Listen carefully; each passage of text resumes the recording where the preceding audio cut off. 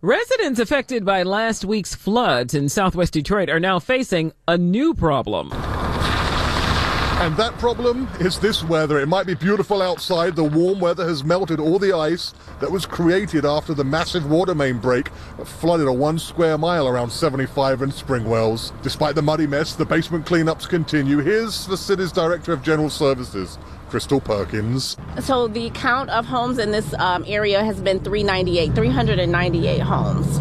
To date, the General Services Department has cleared 27 basements. Hundreds of displaced residents, many now living in area hotels paid for by the city, are voicing concerns about a document the city workers are asking them to sign before the city goes in their home and starts the cleanup. Here's Miss Perkins again. We're sorry that it's confusing, but it's just a waiver that's standard when you're doing work on property that does not belong to the city.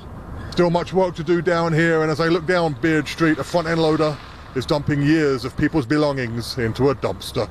The recovery will take some time. Reporting in southwest Detroit, Tim Pamplin, WWJ News Radio 950. Charges now for a Detroit man. It's been 1 week since the massive water main erupted, sending millions of gallons of water flooding into a southwest Detroit neighborhood's homes. It was about 2 a.m. last Monday morning when the 4.5-foot water transmission line failed, flooding a 1 square mile of southwest Detroit near I-75 and Springwells.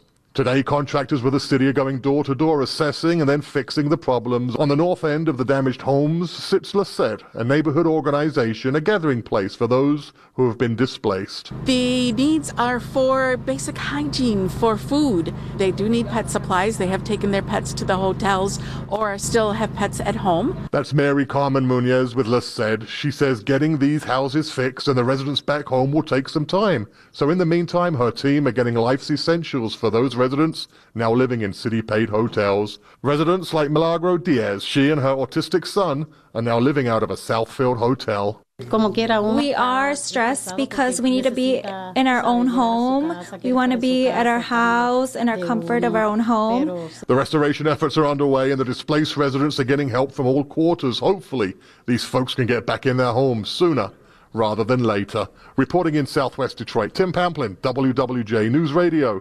950.